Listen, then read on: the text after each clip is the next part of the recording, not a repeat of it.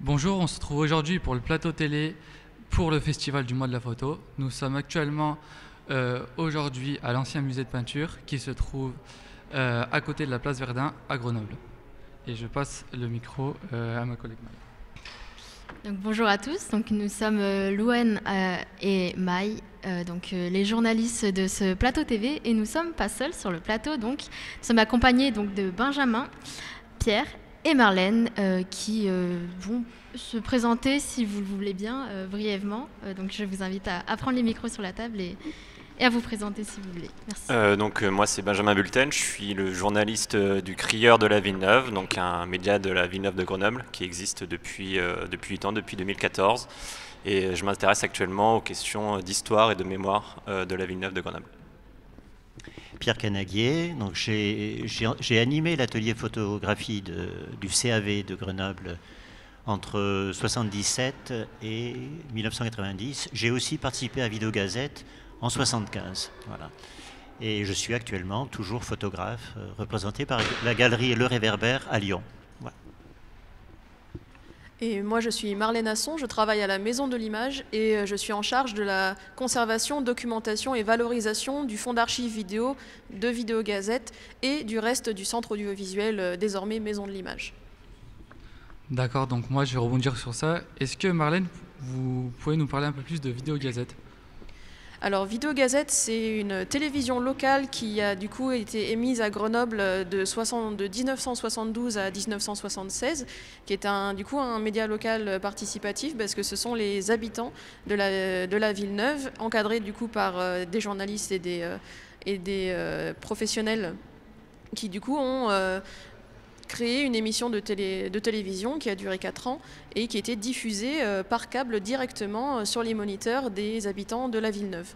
Et Vidéo Gazette, c'est du coup un projet qui a donné lieu à un projet de conservation qui s'appelle videogazette.net de 2015 à aujourd'hui, qui a consisté en la collecte et la numérisation et la valorisation du coup de tout ce qui a été créé à l'époque et qui est un travail qui est toujours en cours du coup. D'accord, merci beaucoup. Et du coup je vais enchaîner sur Pierre parce que Vidéo Gazette et le centre audiovisuel en fait c'est un peu en rapport parce que ça a été créé au même moment. Et du coup, j'aimerais bien que vous me parliez un peu plus de l'atelier photo du centre audiovisuel qui, on rappelle, est anciennement la Maison de l'Image, le centre audiovisuel. Tout à fait, oui. Alors, Vidéo Gazette a été créé avant le centre audiovisuel. C'était donc une chaîne câblée, la première chaîne câblée de France. Et quand l'expérience s'est éteinte en 1976, et il a été jugé utile de réutiliser toute l'infrastructure pour monter un centre de formation à l'image qui est devenu le centre audiovisuel. Donc la passation s'est faite en 1976, je crois. Donc dans ce centre audiovisuel, il y avait toute la partie studio de Vidéo Gazette qui a servi à la formation à la vidéo et au son. L'atelier de photographie était un peu à part, dans un local qui était en dehors de la maison de quartier et qui était intégré dans le collège. Et le labo photo était un grand espace, c'était un labo qui avait été conçu par Honoré Paris comme une salle de classe. C'est-à-dire qu'il y avait une douzaine d'agrandisseurs, il y avait 5 salles, il y avait plusieurs salles de développement, des négatifs, des diapositives. Il y avait des salles avec des tables lumineuses pour regarder les clichés. Et c'était quand même un équipement exceptionnel pour l'époque. C'était une salle de classe, donc qui servait aux classes aussi bien du collège que des écoles dans la journée. Et moi, j'avais été recruté pour faire l'animation du soir. Donc c'était ouvert 2 soirs par semaine et une après-midi, plus des stages en week-end. D'accord, merci beaucoup. Du coup, maintenant, nous allons sortir un peu du du centre audiovisuel et de la maison de l'image. Je vais enchaîner avec vous, Benjamin. Est-ce que vous pouvez nous parler un peu plus du journal Le Crieur, là où vous travaillez, et ainsi que votre livre qui est en train de se faire sur les 50 ans de Villeneuve? Oui, alors le Crieur de la Villeneuve, donc c'est un journal de la Villeneuve de Grenoble qui a été fondé en 2014 par une association du même nom.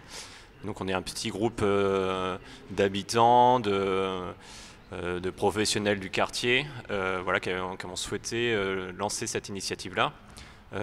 L'idée, c'était de se réapproprier la parole médiatique du quartier. Donc tout à l'heure, Marlène disait que voilà, Vidéo Gazette, c'était un média participatif. Le Crieur aussi, c'est un média participatif. L'idée, c'est que ce soit les habitants qui prennent la parole pour parler de leur quartier, en fait. Donc ça a été lancé suite à la mobilisation des habitants contre la diffusion d'un reportage sur la Villeneuve qui s'appelait Villeneuve, le rêve brisé, qui a été diffusé au cours d'une émission qui s'appelle Envoyé spécial en 2013, et voilà, qui présentait la Villeneuve avec un regard très très négatif, et ses habitants aussi, et donc les habitants se sont un peu élevés contre cette vision donnée sur leur quartier très caricaturale. Et l'idée, c'était de dire, mais en fait, il y en a marre que ce soit un peu des journalistes qui viennent souvent de Paris, qui ne connaissent pas le quartier, qui viennent passer une semaine, faire un reportage, et puis après, on n'entend plus jamais parler d'eux. Là, l'idée, c'est que les journalistes doivent être intégrés à la vie du quartier, en fait, et donner la parole le plus possible aux habitants du quartier. Voilà, donc c'est un journal où on est à la fois sur Internet et en version papier. Et une version papier qui est éditée tous les mois, donc en ce moment qui est un peu en stand-by vu que je suis sur d'autres projets. Mais voilà, l'idée c'était de parler de l'actualité du quartier, de faire des portraits d'habitants, de parler des initiatives qui étaient lancées dans le quartier, et puis d'essayer de changer un peu l'image aussi de la Villeneuve, voilà, très malmenée à l'extérieur du quartier. D'accord, merci, on reviendra avec vous parce qu'on a une question plus tard sur les médias par rapport à ça. Très bien. Totalement. Alors, je vais transitionner donc avec vous, toujours Benjamin et Marlène. J'aurais une question. Donc, comment trouvez-vous et valorisez-vous les archives? Donc, comment les mettez-vous en avant? Alors, la question comment trouve-t-on les archives, c'est un processus qui est assez lent et qui est un peu comme un détective. Donc c'est mon prédécesseur à la Maison de l'Image, Logan Charlot, qui du coup en collaboration avec des personnes qui ont participé au Centre audiovisuel et à Vidéo Gazette, ont pu retrouver donc dans les archives du Centre audiovisuel, dans nos locaux même, des bandes vidéo, ainsi que dans des archives personnelles, des personnes ayant participé au projet qui avaient récupéré des bandes, qui nous ont permis de constituer en fait un fond vidéo qui du coup pour Vidéo Gazette est constitué de un peu plus de 600 bandes vidéo, donc 600 vidéos individuelles qui ont du coup été envoyées qui ont fait l'effet d'un partenariat avec la Bibliothèque nationale de France pour sa numérisation, de manière à ce que eux conservent les bandes physiques et nous récupérions les bandes numériques, les masters en très haut format et les bandes compressées qui sont le format vidéo de tous les jours. Et comment est-ce que du coup, la question c'était aussi comment est-ce qu'on regarde, comment est-ce qu'on conserve ça. La première chose à faire, et peut-être la chose la plus longue et qui est un travail de très longue haleine, c'est de retrouver, de les consulter et de les documenter. Ça c'est un travail du coup qui a fait l'objet d'ateliers de documentation participatif et qui fait aussi le travail d'un dialogue constant pour retrouver les informations avec les personnes qui étaient présentes à l'époque, avec des habitants et des habitantes qui peuvent nous aiguiller sur les contenus, et en croisant les informations entre les programmes papier édités à l'époque pour la diffusion du coup quotidienne, les souvenirs des uns des unes, et ce qu'on trouve dans la vidéo, les personnes qu'on arrive à identifier, un vrai travail de détective pour le coup. Benjamin, si tu veux compléter. Oui, non, mais ce qui est intéressant aussi dans le travail qui a été fait autour de Vidéo Gazette, c'est tout le travail d'interview en fait des personnes qui ont participé à Vidéo Gazette en fait. Dont Pierre, du coup. Voilà.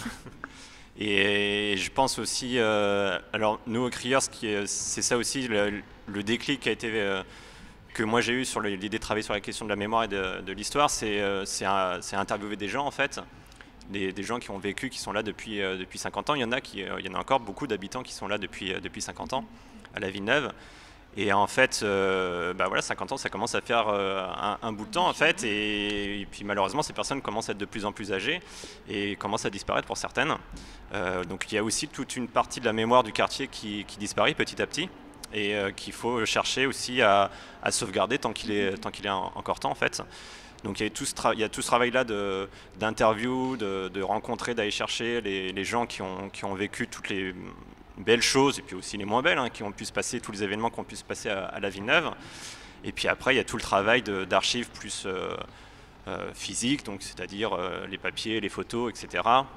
Donc à la fois, il y a les archives personnelles des habitants et puis il y a toutes les archives institutionnelles. Donc moi j'ai fait un travail autour des archives, avec les archives municipales, autour des photos. L'idée c'était de retrouver les photos de la Villeneuve. Donc on a retrouvé à peu près 2000 photos de la Villeneuve aux archives municipales. Donc il y en a une partie qui est exposée ici dans le cadre du mois de la photo, une petite sélection parce que je crois qu'il y en a une trentaine qui sont exposées. Mais voilà, il y a un travail déjà de retrouver ces photos-là et puis de les diffuser en fait parce que donc ces photos sont aux archives, on a demandé à les numériser et comme ça elles sont accessibles sur le site des archives et puis après elles peuvent être diffusées aussi sur le site du crieur, etc. Pour qu'elles soient accessibles au plus grand nombre. Donc voilà, il y a un travail aux archives municipales, il y a aussi des archives aux archives départementales, enfin il y a plein d'institutions aussi, l'agence d'urbanisme qui possède aussi beaucoup d'archives sur la Villeneuve, enfin, tout un travail alors on est pour l'instant au tout début du travail d'inventaire de toutes ces archives-là, mais c'est intéressant de retrouver toute cette mémoire-là en fait. Donc c'est en cours ce travail. C'est en cours, donc, ouais. C'est en cours, mais c'est un travail assez titanesque. Voilà. Enfin, il y a toutes les archives aussi des architectes, il y a une quinzaine d'architectes qui a collaboré à la Villeneuve, donc il faut retrouver aussi il y a aussi toutes les archives de ces architectes, les plans des bâtiments, etc. Donc, on parle quand même de 2000 photos quand même, c'est ça 2000 photos, oui, encore je pense qu'on n'a pas tout retrouvé. Ouais. Voilà.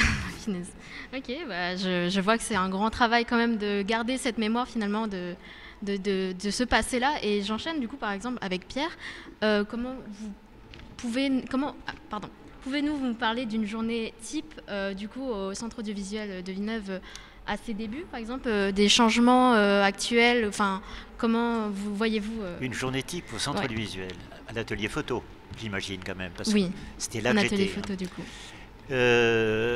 C'était, je disais, donc un assez grand labo, et il y avait dès le départ, et ça venait bien de la culture vidéogazette, ce besoin de faire non pas des consommateurs d'images, mais des acteurs de l'image, c'est-à-dire rendre les personnes responsables face à une image, savoir réagir à une image, savoir la comprendre, et jusqu'à en déjouer les messages de certains médias. Donc il y avait cette notion d'acquisition d'une culture de l'image. Donc moi j'ai joué le jeu, évidemment. Pardon. Donc j'ai essayé de jouer le jeu le plus possible. Et donc cet atelier était ouvert à tous.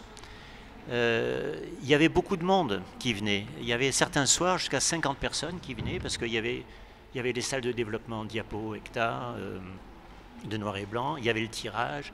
Il y avait aussi des gens qui avaient un labo chez eux, mais qui venaient pour montrer des images, pour parler avec moi, pour des critiques d'images. Il y avait des photographes qui venaient monter des expositions.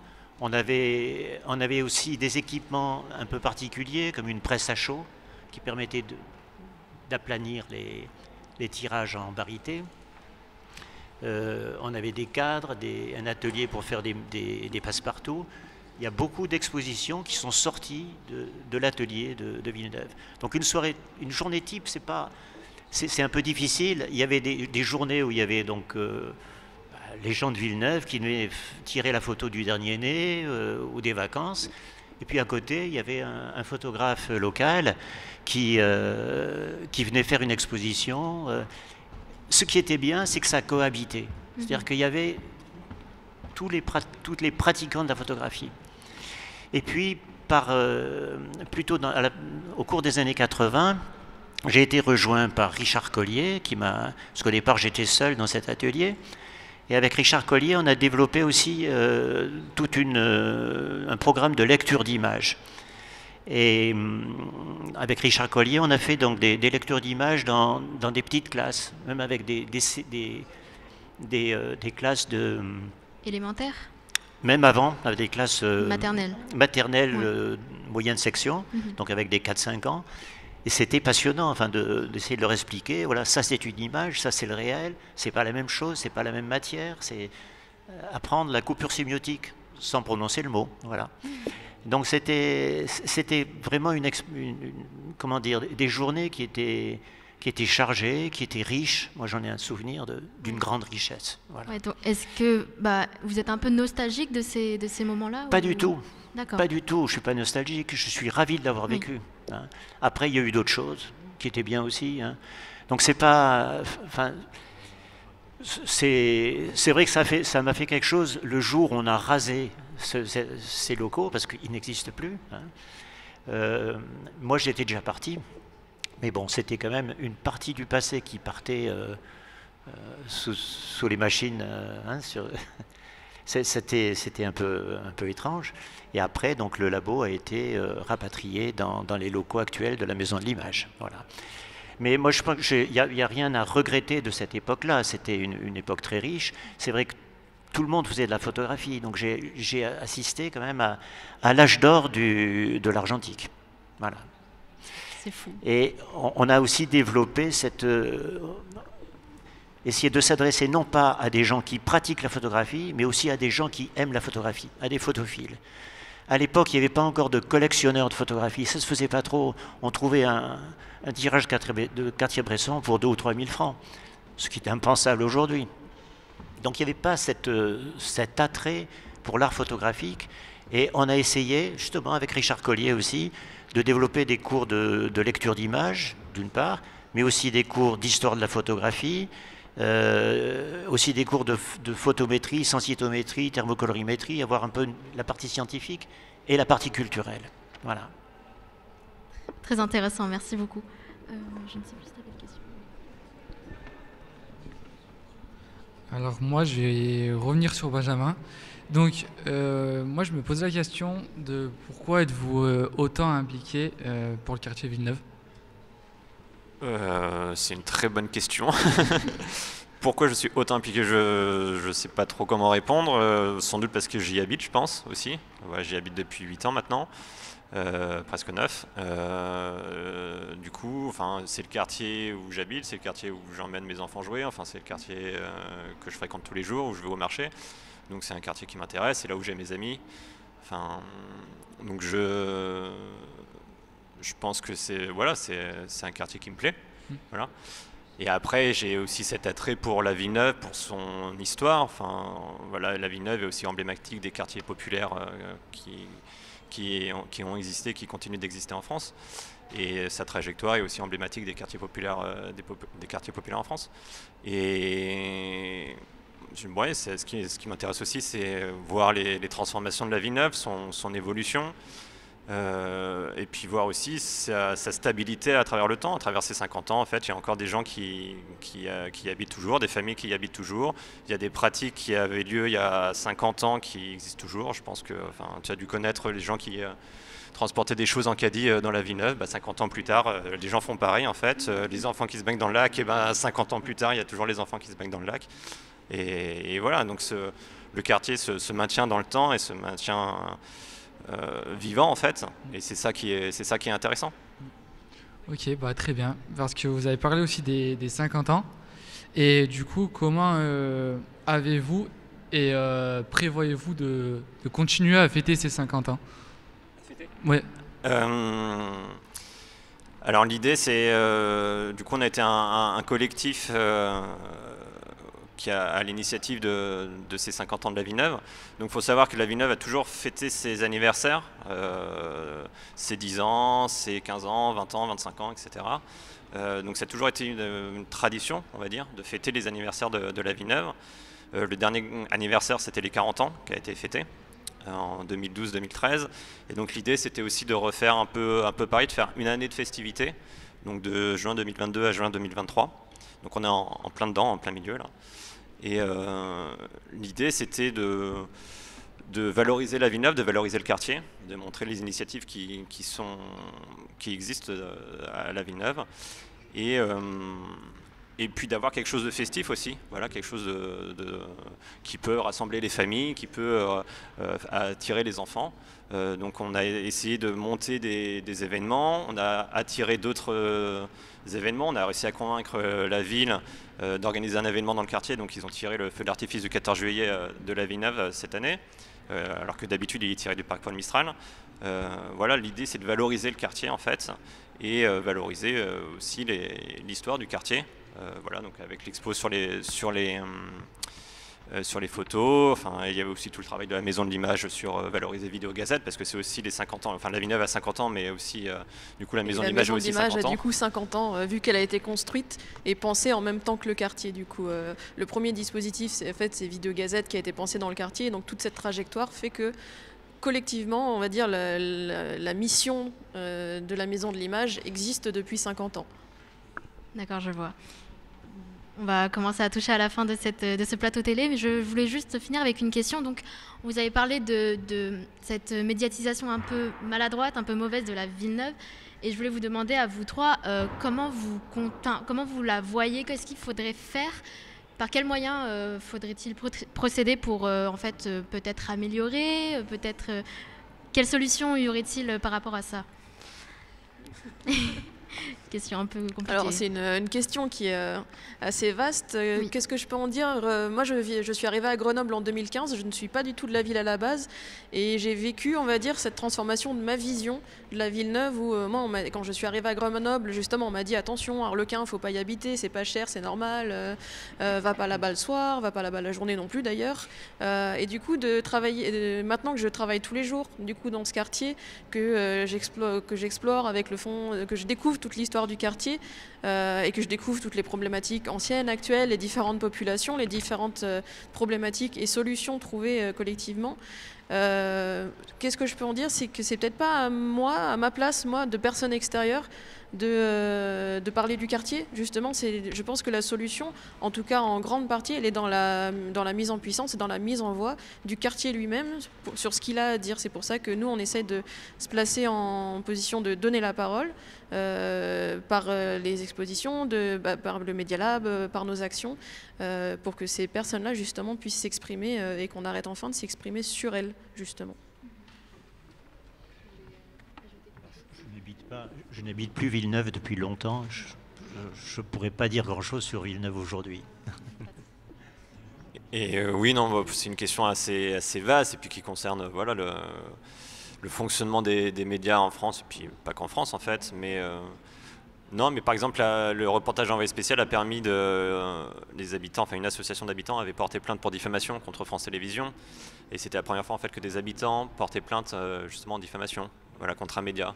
Donc ça, peut-être, ça permet que dans des médias qui font ce genre de reportage un peu sensationnaliste se disent bon bah on va peut-être être un peu plus nuancé parce qu'il peut nous arriver aussi des bricoles judiciaires derrière. Donc après je pense que la mauvaise image de la Villeneuve, c'est une évolution sur 50 ans et je ne pense pas que ça changera non plus du jour au lendemain comme ça, mais comme disait Marlène, oui, c'est en changeant aussi, en montrant aussi toutes les belles initiatives qui se montent dans le quartier, que ça peut contribuer à changer son image, mais c'est un travail de longue haleine, je pense. Bon, en tout cas, merci beaucoup d'être venu parler. Je vous remercie et merci aux personnes qui regardent cette vidéo, et du coup n'hésitez pas aussi à venir au mois de la photo comme à l'ancien musée de peinture, c'est jusqu'au 11 décembre et voilà, vous pouvez retrouver cette vidéo sur la chaîne YouTube du Studio 97. À bientôt.